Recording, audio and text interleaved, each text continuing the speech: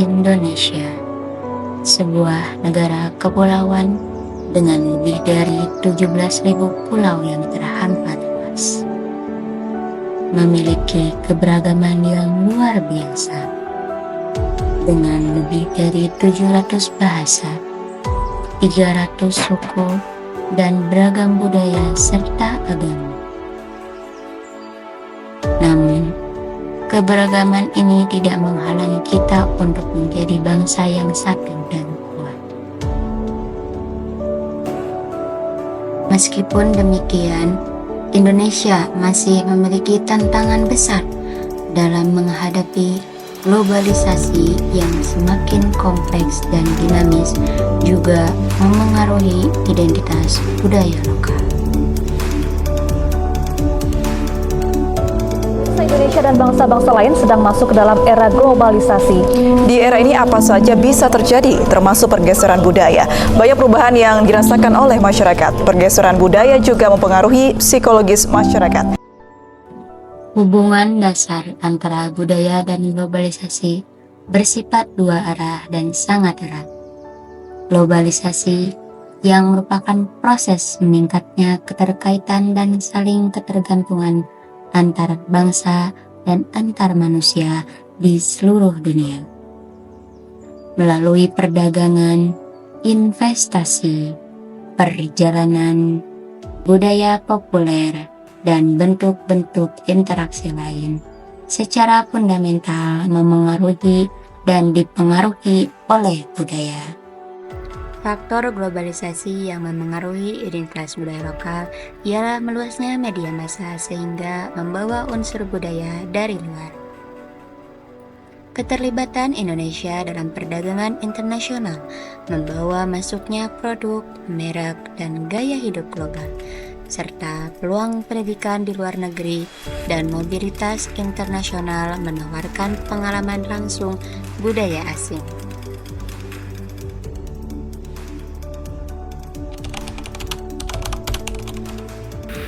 Halo, selamat siang dari Jerman, selamat sore di Indonesia. Perkenalkan, nama saya Hamkan Hedi Sopandi. Saya sekarang lagi ada di Jerman, sedang mengikuti program Ausbildung. Ausbildung itu sendiri adalah program vokasi yang dari pemerintah Jerman. Sistem pendidikan semua sama ya, kebetulan di sini tuh pendidikannya tuh kayak sangat aplikatif banget gitu, jadi bisa langsung dipraktekkan, maksudnya mudah. Jadi kita tuh belajarnya dari dasar dulu, sama sih ini juga dari dasar dulu, baru naik tingkat tahapannya langsung ke yang lebih sulit begitu. Pendidikannya di sekolah itu kan kebetulan kayak sistem blok lah gitu, jadi sistem blok itu yang 2 minggu di sekolah di Berufsschule, terus sisanya atau sekitar 2 bulan 3 bulan di perusahaan. Nah, sistem pembelajaran mengikuti ya, maksudnya kebetulan hampir mirip lah, maksudnya cara belajarnya juga sama, terus waktu pembelajarannya juga sama. Cuma paling di sini jam buat istirahatnya di sini tuh agak lama kan. Kalau di Indo itu berapa ya, 30 menit 1 jam. Di sini tuh ada namanya kurs pause. Kurs pause itu kayak istirahat sebentar 10 sampai 15 menit buat maksudnya refresh gitu lah. Nah, pakaian juga sih di Indo kan harus pakai, nggak harus, cuma kebanyakan pakai seragam gitu kan kalau sekolah SD, SMP, SMA.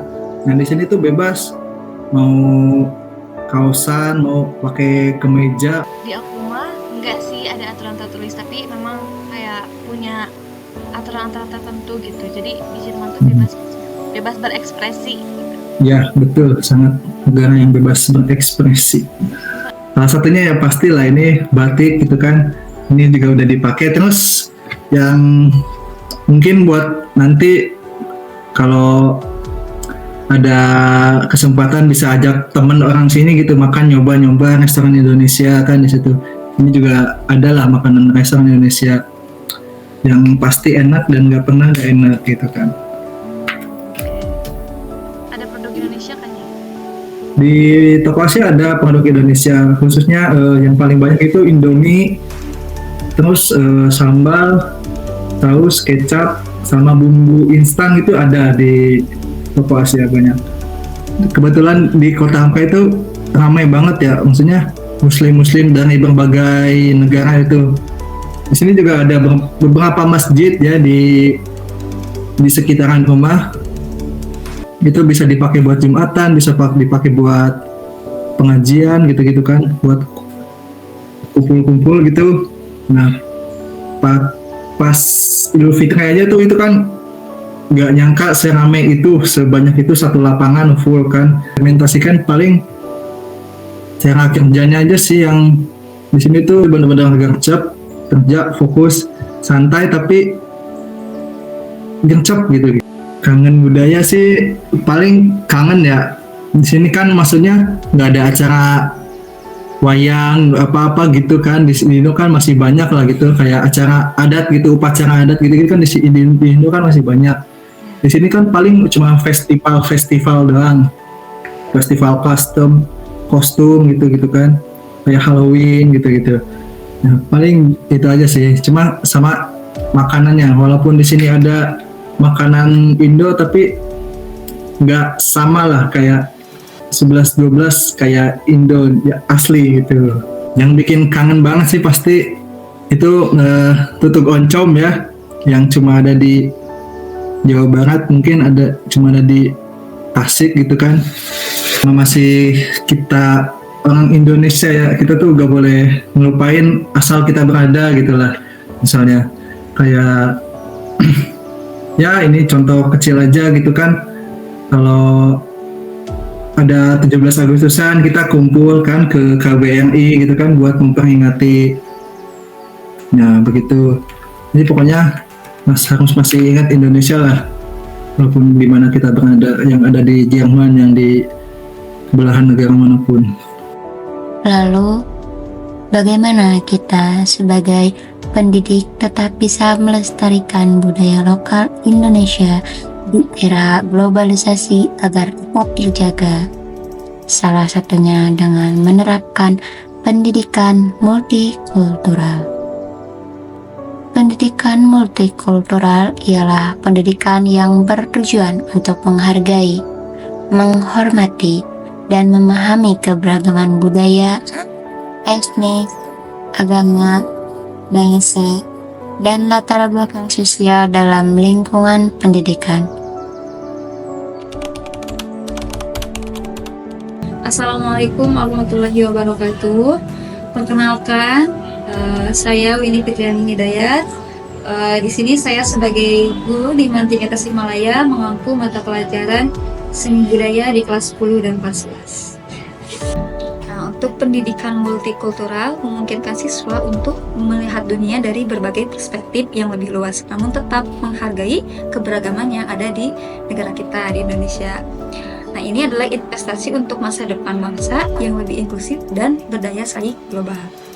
Jadi kami memadukan metode pembelajaran global dengan nilai-nilai lokal, misalnya dengan proyek berbasis budaya lokal yang mengajarkan anak-anak untuk mencintai tradisi mereka dengan tradisi yang ada di sekitar kita, sehingga anak-anak bisa mencintai tradisi itu sambil tetap mempersiapkan untuk dunia global.